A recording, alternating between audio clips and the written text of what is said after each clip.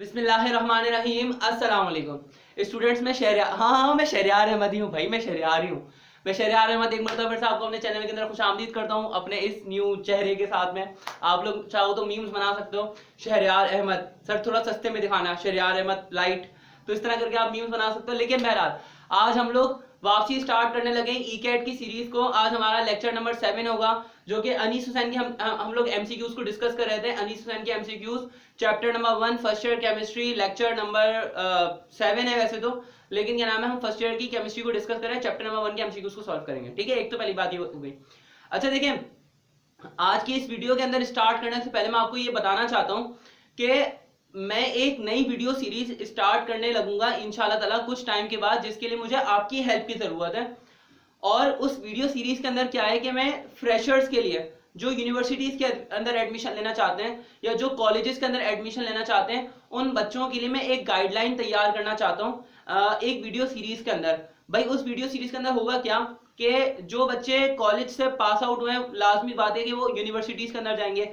तो जो बच्चे अभी सेकंड ईयर पास आउट कर चुके हैं, सबसे ज्यादा उनको ये मतलब जो है ना टेंशन लगी होती है, उनको कौन सी यूनिवर्सिटी के अंदर जाना चाहिए, कौन सी फील्ड के अंदर जाना चाहिए, कौन सी फील्ड ज्यादा बेहतरीन है, कौन सी फील्ड के अंदर क्या मतलब पॉजिटिव बातें, क्या नेगेटिव बातें हैं, क्या मतलब उसकी क्या नाम है, जो भी फीचर्स वगैरह हैं या जो भी उसके अंदर चीजें हैं, वो सब चीजें उनके क्या उनकी जॉब मार्केट है वगैरह वगैरह, या कौन सी यूनिवर्सिटी उनके लिए बेहतर होगी, और कहाँ कौन सी यूनिवर्सिटी के लिए कितनी परसेंटेज रिक्वायर्ड होती है वगैरह वगैरह। तो ये सब वो जानना चाहते हैं सारा क्राइटेरिया जानना चाहते हैं। तो ऐसे फ्रेशर्स के लिए मैं सारी एक डिटेल्ड वीडियो सीरीज बनाना चाहता हूँ यूनिवर्सिटीज के ऊपर। और ऐसे ही जो बच्चे अभी स्कूल से निकले और वो कॉलेजेस के अंदर एडमिशन लेना चाहते हैं, तो उनको प्राइवेट कॉलेज में लेना चाहिए या गवर्नमेंट कॉलेज के अंदर लेना चाहिए, या क्या नाम है कौन से एरिया के अंदर कौन सा कॉलेज उनके लिए सूटेबल है, इसके लिए ऊपर भी मैं एक वीडियो सीरीज बनाना चाहता हूँ। तो उसके लिए मुझे एक हेल्प की जरूरत है आपकी। मैं बहुत लंबी कर चुका हूँ ऑलरेडी। भाई आपकी हेल्प मुझे क्या चाहिए कि नीचे मेरा व्हाट्सएप नंबर है, उस व्हाट्सएप नंबर के ऊपर आप मुझे बता सकते हो अपना एक्सपीरियंस, अपने कॉलेज का, अपनी यूनिवर्सिटी का एक्सपीरियंस बता सकते हो। अगर आप यूनिवर्सिटी के अंदर चलो नहीं गए, कोई मसला नहीं है, लेकिन आपके घर के अंदर कोई बड़ा भाई बहन, कोई आपके सिबलिंग्स, कोई आपका कजन, कोई जानने वाला जिससे आपके अच्छे ताल्लुकात हो और वो यूनिवर्सिटी के अंदर पढ़ चुका हो, किसी भी यूनिवर्सिटी के अंदर पढ़ चुका हो, आप उससे सिर्फ इतना पूछो कि भाई आप कि उसने या आपने जिस फील्ड के अंदर बैचलर्स किया है वो फील्ड आपको कैसी लगी, उसका स्कोप क्या है पाकिस्तान के अंदर, और कौन सी यूनिवर्सिटी कौन सी यूनिवर्सिटीज वो फील्ड करवा रही है, और उसने जिस यूनिवर्सिटी से किया है वो यूनिवर्सिटी उसको कैसी लगी, फीस स्ट्रक्चर क्या था उस यूनिवर्सिटी का। और मुझे एक ओवरव्यू भी बताना कि अपनी यूनिवर्सिटी को वो 10 में से कितने मार्क्स देता है और अपनी फील्ड को वो 10 में से कितने मार्क्स देता है। ये सारी चीजें आप लोग मुझे व्हाट्सएप नंबर के ऊपर लाजमी तौर पे बताना। ये आप सब लोगों की तरफ से मैं इन्फॉर्मेशन गैदर करूंगा और उसके ऊपर इंशाल्लाह एक वीडियो सीरीज बनाऊंगा, तो नए आने वाले फ्रेशर्स के लिए हेल्प हो जाएगी। तो ये दुआएं देंगे वो लोग, आप लोग दुआएं देंगे वो सब आप लोगों को। तो इस काम में मुझे आपकी हेल्प की जरूरत है, तो इंशाल्लाह आप वो मुझे कर दें। और हाँ, आप लोग मुझे ये भी बोल सकते हो कि सर आपने बहुत देर कर दी ऑलरेडी, हम कब से इंतजार कर रहे थे, या पता नहीं इंतजार कर रहे हो नहीं कर रहे हो, कि आपने बहुत ई कैट की वीडियो लेकर आने में बहुत देर कर दिया, आपने काफी टाइम के बाद डाली है। तो हाँ मैं बोल सकता हूँ भाई रमजान के दिन चल रहा है, आखिर के दिन है, बहुत सारे काम है, थक भी जाता बंदा। आज इत्तेफाक से एनर्जी भी मेरी फुल है, मोबाइल का स्टोरेज भी अच्छा खासा खाली है, तो बना सकता हूँ वीडियो, और बैटरी भी अच्छी खासी फुल है, तो समझे कंडीशंस बहुत ज्यादा सूटेबल है। तो हम लोग वीडियो सीरीज को स्टार्ट करते हैं। Thank you. देखिए बेटा अब मेरे पास ये 3 एमसीक्यूज बोर्ड के ऊपर लिखे हुए नजर आ रहे हैं। मैंने इससे पहले 2 वीडियोस बनाई हैं, जिसके अंदर पहली वीडियो के अंदर मैंने 10 एमसीक्यू सॉल्व किए थे और दूसरी वीडियो के अंदर 5 एमसीक्यू सॉल्व किए थे, तो वो 15 एमसीक्यूज हो गए। अगर आपने नहीं देखे तो देख सकते हो। उसके बाद से ये 16, 17 और 18 ये मैंने अपने हिसाब से नंबरिंग की है। फर्स्ट इस एमसीक्यू के अंदर कहा जा रहा है 4.6 ग्राम ऑफ C2H5OH, ये फॉर्मूला है इथाइल अल्कोहल का। वो बोल रहा है 4.6 ग्राम है इथाइल अल्कोहल का और 6 ग्राम है C2H6 यानी कि इथेन का। इथेन के 6 ग्राम है और 4.6 ग्राम है इथाइल अल्कोहल के।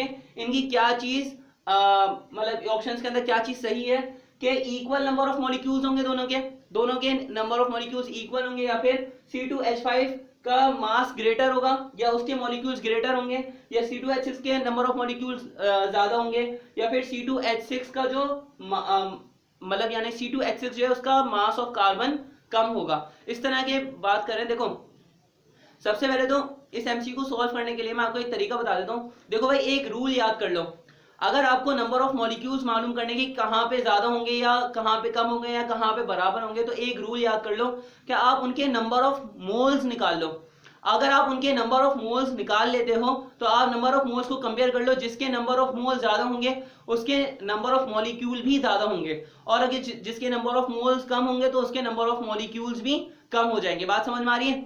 अगर दोनों के नंबर ऑफ मोल्स बराबर हैं, अगर दोनों के नंबर ऑफ मोल्स बराबर हैं तो दोनों के नंबर ऑफ मॉलिक्यूल्स भी बराबर होंगे और दोनों का टोटल वॉल्यूम जो है वो भी बराबर होगा। बात समझ में आ रही है? अगर दो चीजों के नंबर ऑफ मोल्स बराबर हैं तो उनका नंबर ऑफ मॉलिक्यूल्स भी बराबर होंगे और उनका वॉल्यूम भी बराबर होगा। सबसे पहले तो लास्ट ऑप्शन की बात कर लेते हैं। उसके अंदर सबसे अजीब सा आंसर लिखा हुआ है कि ये जो इथेन है उसका मास ऑफ कार्बन क्या होगा, कम होगा। जहां पे भी कोई अजीब सा ऑप्शन गिवन हो ना, तो उसको फौरन समझ जाओ कि वो ऑप्शन तो हमेशा गलत ही होगा। तो मैं इस ऑप्शन को गलत कर देता हूँ, इस ऑप्शन को मैं कंसीडर ही नहीं करूंगा कि ये वाला ऑप्शन तो है ही गलत, क्योंकि ऐसा कुछ भी नहीं है यहाँ पे।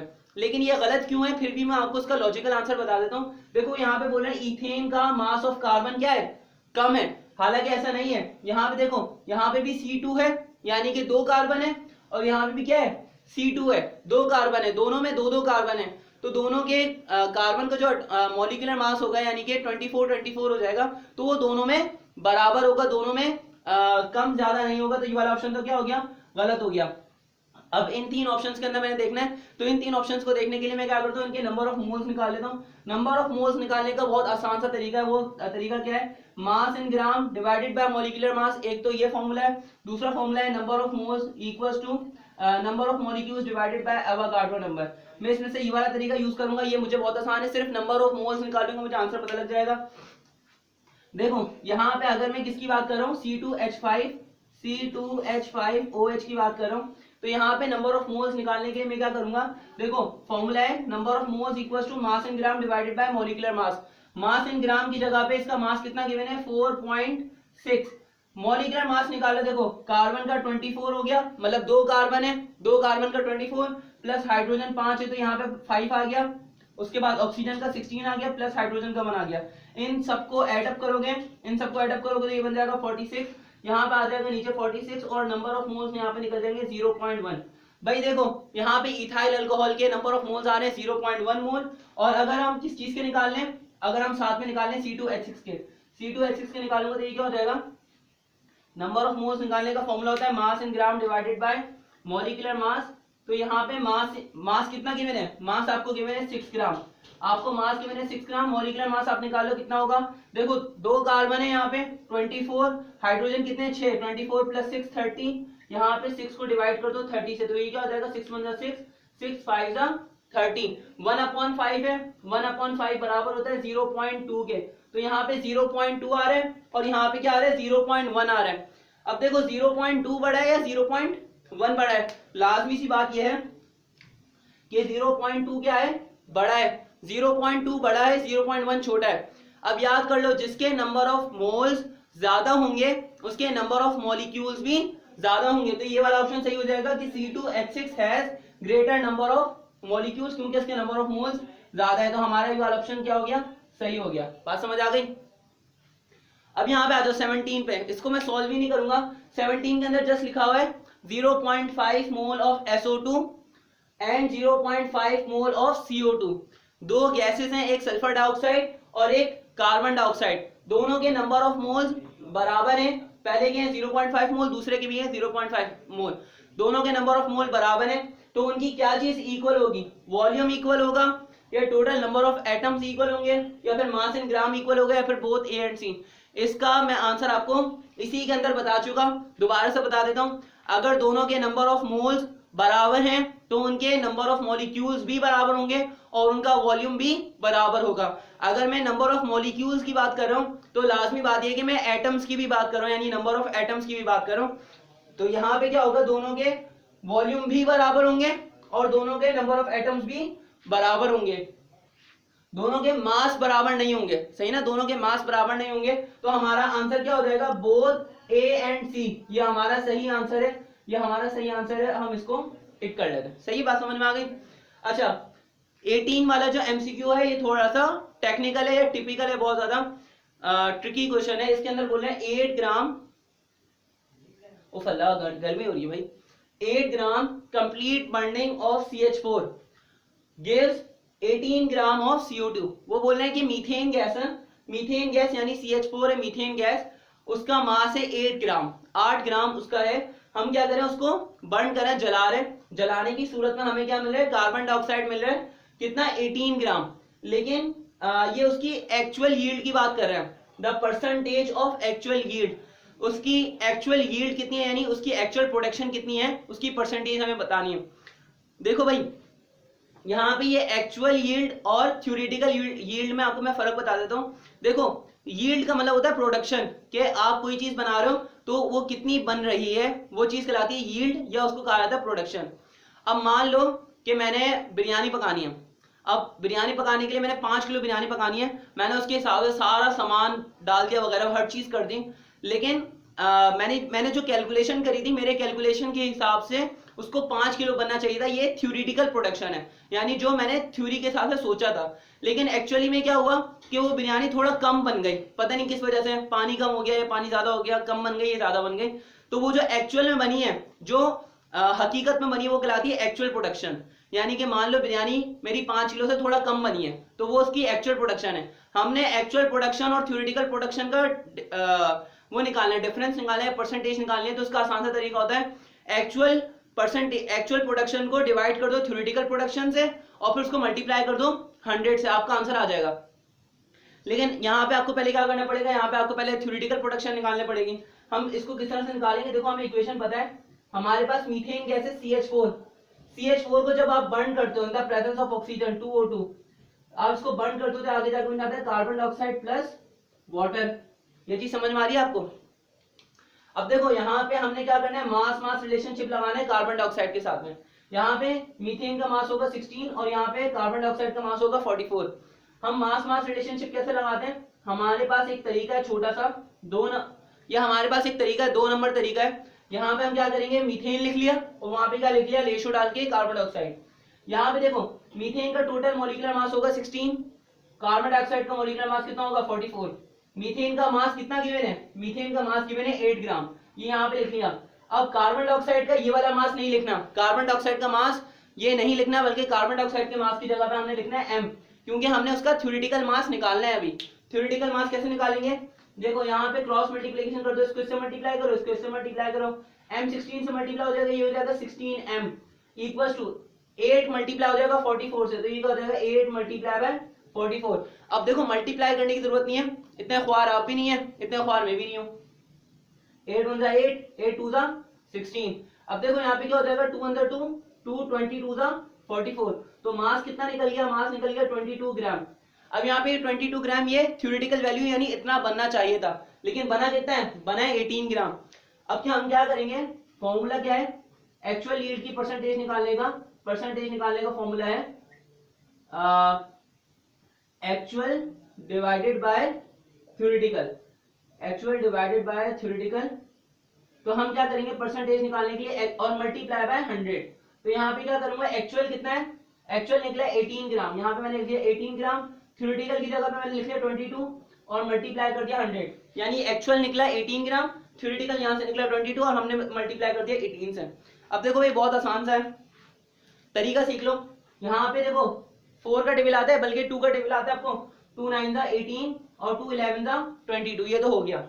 अब देखो 100 को अगर 11 से डिवाइड करोगे तो नहीं होगा, लेकिन 100 की जगह पे आप थोड़ा कम कर सकते हो क्या, थोड़ा सा कम कर लो, 100 की जगह पे आप अगर 99 लिख लो, काम हो जाएगा आपका। देखो 11 1 11, 11 9 99, 11 को 9 से मल्टीप्लाई करो 99 आता है। अब देखो 9 को 9 से मल्टीप्लाई कर लो, 9 9 हो गए 81, तो ये 81% हमारा आंसर है। देख लो ऑप्शंस के अंदर कहाँ पे 81%, ये रहा हमारा ऑप्शन, ये हमारा आंसर है। ये 3 MCQs हो गए, बाकी 3 MCQs और करवाते हैं।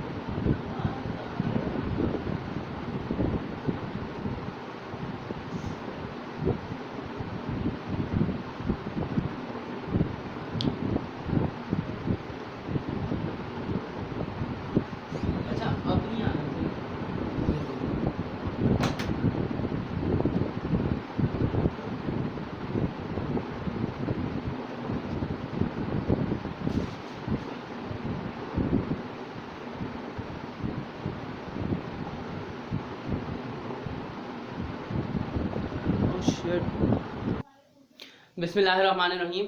देखिए अभी आपके पास 19, 20 और 21 एमसीक्यू आपके स्क्रीन के ऊपर सामने है।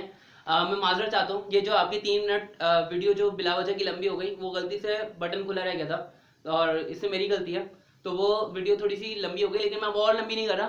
तो हम यहाँ पे आते हैं 19th एमसीक्यू पे। 19th एमसीक्यू पे लिखा हुआ है the number of moles of carbon dioxide, the number of moles of carbon dioxide which contain 8 gram of oxygen. तो देखो वो बोल रहे हैं कि कार्बन डाइऑक्साइड के कितने नंबर ऑफ मोल्स होंगे जिसके अंदर 8 ग्राम ऑक्सीजन शामिल होगा।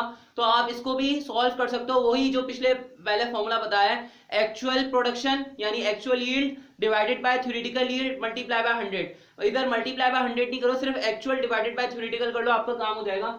या आप क्या करो, सिर्फ mass in gram divided by molecular mass कर लो, नंबर ऑफ मोल्स का सिंपल फॉर्मूला यूज कर लो। नंबर ऑफ मोल्स निकालने का फॉर्मूला क्या होता है? नंबर ऑफ मोल्स निकालने का फॉर्मूला होता है mass divided by molecular mass. तो यहाँ पे क्या हो जाएगा, नंबर ऑफ मोल्स निकालने के लिए मास कितना गिवन है, मास आपको पता है 8 ग्राम है, मास आपने लिख लिया 8 ग्राम। मॉलिक्यूलर मास, कार्बन डाइऑक्साइड का मॉलिक्यूलर मास नहीं देखना, कार्बन डाइऑक्साइड का मॉलिक्यूलर मास नहीं देखना, सिर्फ किस चीज का मॉलिक्यूलर मास देखोगे, ऑक्सीजन का मॉलिक्यूलर मास देखोगे, कार्बन का नहीं देखना, सिर्फ ऑक्सीजन का देखना है। देखो यहाँ पे O2 लिखा हुआ, तो O2 का मॉलिक्यूलर मास कितना हो जाएगा 32।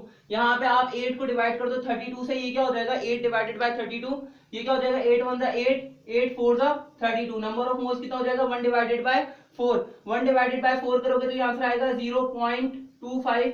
0.25 हमारा आंसर है, देखो यहाँ पे आ रहा है 0.25, ये हमारा राइट आंसर हो गया। ठीक है, अब उसके बाद नंबर 20 पे देखो, नंबर 20 पे क्या लिखा हुआ है, mass of oxygen needed to react with 27 gram of aluminium to form Al2O3।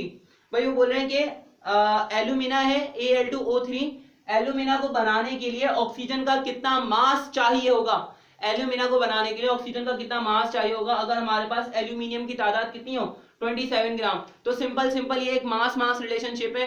Mass mass relationship के अंदर क्या होता है, आपको एक चीज का मास पता होता है, दूसरी चीज का मास आपने निकालना होता है। इक्वेशन पता है आपको, यहाँ पे किस चीज का मास पता है आपको, यहाँ पे एल्यूमिनियम का मास पता है, यानी यहाँ पे आपको एल्यूमिनियम का मास पता है। और किस चीज का मास निकालना है, ऑक्सीजन का मास आपने निकालना है।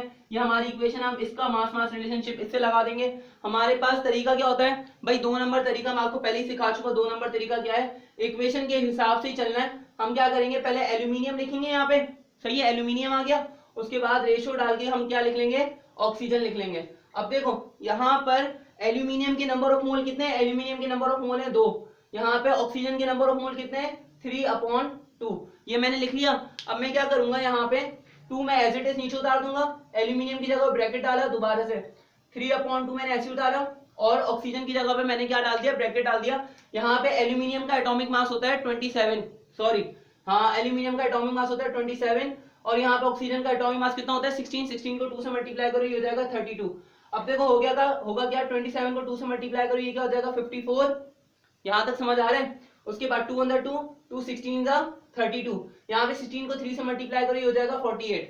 अब मास मास रिलेशनशिप है, यहाँ पे एल्यूमिनियम का मास आपको पता है, एल्यूमिनियम का मास कितना है, एल्यूमिनियम का मास है 27, रेशियो डाल के ऑक्सीजन का मास निकालना है। हम यहाँ पे क्या लिख लेंगे, m लिख लेंगे। यहाँ पे हम क्या करेंगे, क्रॉस मल्टीप्लिकेशन, ये इससे मल्टीप्लाई होगा और ये इससे मल्टीप्लाई होगा, m 54 से मल्टीप्लाई हो जाएगा, ये हो जाएगा 54m, रेशियो डालूंगा, यहाँ पे लिखूंगा 27 मल्टीप्लाई बाय 48।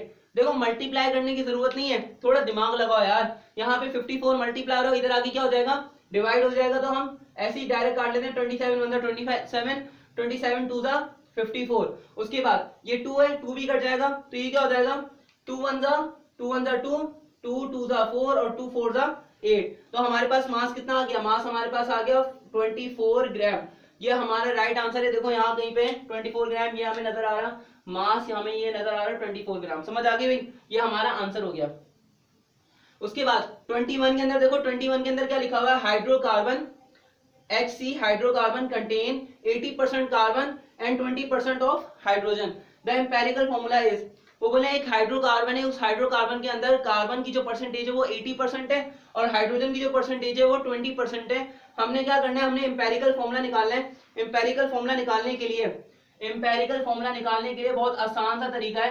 क्या करो, हमारे पास ये परसेंटेज गिवन है, परसेंटेज से मोल रेशो निकाल लो। मोल रेशो कैसे निकालोगे, देखो भाई मोल रेशियो कैसे निकालोगे, मोल रेशियो कैसे निकालोगे, मोल रेशो ऑफ कार्बन निकालो पहले। परसेंटेज है ना, परसेंटेज ऑफ कार्बन को डिवाइड कर दो एटॉमिक मास ऑफ कार्बन से, एटॉमिक मास ऑफ कार्बन से डिवाइड कर दो। तो ये क्या हो जाएगा, मोल रेशो ऑफ कार्बन निकालने के लिए, मोल रेशो ऑफ कार्बन निकालने के लिए कार्बन की परसेंटेज कितनी गिवन है 80%, और कार्बन का एटॉमिक मास कितना होता है 12। 80 को 12 से डिवाइड करो, देखो 12 12 12 मैं भी फंस गया। 12 5 जा 16, 12 6 जा 72, 12 7 जा 84 होता है, 12 7 जा 84 होता है, 12 7 जा 84 होता है। लेकिन यहाँ पे तो 80 कम है, तो यहाँ पे हम क्या करें 6.5 कर लेते हैं। मान लो ये 6.5 हो गया। अगर हाइड्रोजन की परसेंटेज निकालनी तो मैं क्या करूंगा, हाइड्रोजन की परसेंटेज निकालने के लिए उसका भी मोल रेशो निकाल लो। तो ये क्या हो जाएगा 20 को डिवाइड कर दो, 20 डिवाइडेड बाय 1, तो ये 20 ही आएगा। ये बात समझ में आ गई। अब आप क्या करो, यहाँ पे ये 6.5 निकला है ना, अब सिंपलेस्ट मोल रेशो निकालो। जगह थोड़ी कम है यहाँ पे, सिंपलेस्ट मोल रेशो निकालने के लिए हम छोटा नंबर 6.5 है, इसको भी 6.5 से डिवाइड कर दो और इसको भी 6.5 से डिवाइड कर दो। देखो यहाँ पे कार्बन का आंसर आ जाएगा 1 और यहाँ पे इधर हाइड्रोजन का आंसर आ जाएगा 6.5। 6 3 सा 18 होता है, तो यहाँ पे 6.5 भी 3 सा 20 के बराबर पहुंच जाएगा। तो इसका मतलब ये हुआ कि कार्बन की तादाद आ रही है 1 और हाइड्रोजन की तादाद कितनी आ रही है 3 आ रही है। तो ये क्या हो जाएगा फॉर्मूला CH3। तो ये CH3 हमारा राइट आंसर हो गया। हम इसको आंसर कर लेते हैं। इसके बाद आगे वाले एमसीक्यूज में आपको अभी जल्दी से दिखाता हूँ। देखो भाई, अब हमारे पास ये 22 और 23 एमसीक्यू हमारे पास बोर्ड के ऊपर आपकी स्क्रीन के ऊपर ये नजर आ रहा है। देखो 22 के अंदर लिखा हुआ है which is the molecular formula of hydrocarbon which contains 85.7% carbon and 14.3% hydrogen by mass.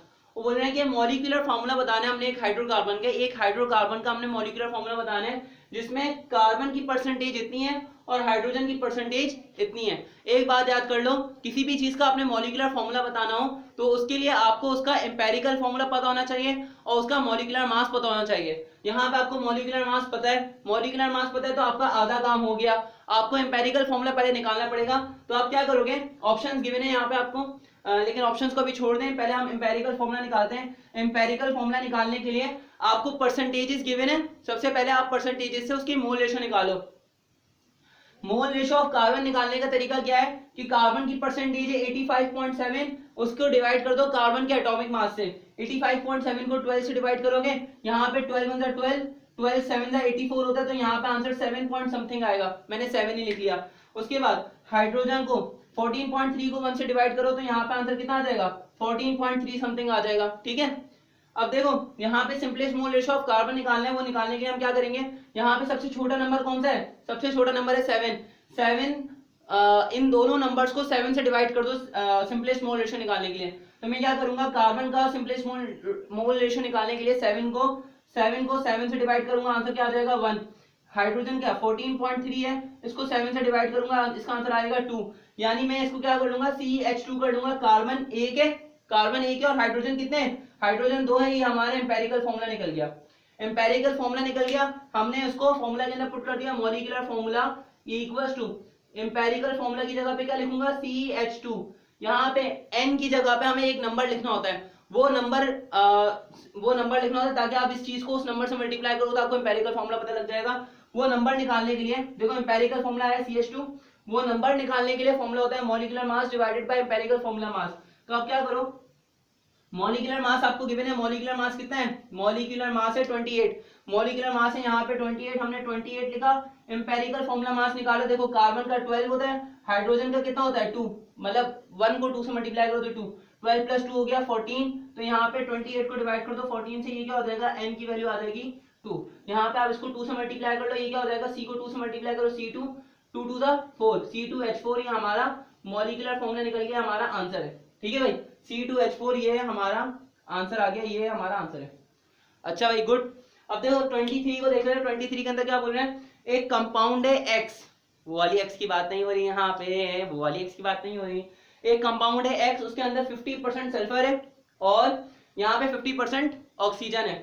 अब उसका एम्पेरिकल फॉर्मूला बताना है, बहुत आसान है यार, मोल रेशो निकालो और सिंपलेस्ट मोल रेशो निकालो। यहाँ पे सल्फर का मोल रेशो निकालने के लिए मैं क्या करूंगा, सल्फर की परसेंटेज है 50%, हम उसको डिवाइड कर देंगे उसके एटॉमिक मास से, यानी सल्फर का एटॉमिक मास होता है 32 ऑक्सीजन की परसेंटेज होती है, ऑक्सीजन की परसेंटेज भी 50% है, हम उसको डिवाइड कर देंगे, ऑक्सीजन के एटॉमिक मास से वो आएगा 16। 50 को 16 से डिवाइड करो, 50 को 16 से डिवाइड करोगे तो ये आंसर 3 पॉइंट समथिंग जाएगा, क्योंकि 16 वन 16, 16 टू 32 और 16 3 48 होता है, 48 होता है, तो 16 के टेबल में 3 से थोड़ा ऊपर जाएगा तो 50 भी आ जाएगा। इसी तरह से यहाँ पे 52 को 32 से डिवाइड करोगे तो ये आंसर 1.5 के आसपास जाएगा, मैंने अपनी तरफ से अज्यूम कर लिया है। अब आप क्या कर लो, simplest mole ratio of sulphur निकालने के लिए यहाँ पे छोटा नंबर है 1.5, 1.5 से दोनों को डिवाइड कर दो, 1.5 डिवाइड बाय 1.5 आंसर आएगा 1, और ऑक्सीजन का 3 को डिवाइड कर दो 1.5 से तो आंसर आ जाएगा 2। तो इस तरह से क्या हो जाएगा, सल्फर की परसेंटेज निकल जाएगी, सल्फर सॉरी एम्पेरिकल फॉर्मूला निकल जाएगा, empirical formula equals two sulphur 1 आ गया और ऑक्सीजन कितना आ गए, 2 आ गए, ये हमारा एम्पेरिकल फॉर्मूला निकल गया। सही, यहाँ पे आज हम वीडियो लेक्चर को खत्म करते हैं। आज मैंने टोटल अभी 8 MCQ सॉल्व करवाए, लेकिन आज मैं इंशाल्लाह 2-3 वीडियोस और बना रहा हूँ, जो कि मैं स्केड्यूल बना के अपलोड कर दूंगा इंशाल्लाह, कल मैं और वीडियोस भी और अपलोड कर दूंगा इंशाल्लाह। तो अगर आपको मेरी वीडियो अच्छी लगी तो भाई इसको लाइक, कमेंट और शेयर जरूर करना, मुझे बोलने की जरूरत ना पड़े, कोने वाले लाल बटन को सब्सक्राइब कर दो और बेल आइकन को दबा दो, ताकि आपको मेरी हर नई आने वाली वीडियो मिलती रहे। देख लो भाई, इतनी मेहनत करो, मैं आपको इतनी गर्मी के अंदर पढ़ा रहा हूँ, पंखा बंद करना पड़ता है मुझे ताकि आवाज सही आए, और ऊपर से इतना पसीना आना शुरू हो गया, मुझे बहुत गंदा लगना शुरू हो गया, लेकिन मेहनत बहुत करनी पड़ती है, इतना चीखना पड़ता है, तो इसीलिए बस मुझे सब्सक्राइब करो और मेरी पूरी वीडियो देखा करो और अपने दोस्तों को शेयर किया करो। अपना ख्याल रखो, ईद की तैयारियां करो। ओके, अल्लाह हाफिज।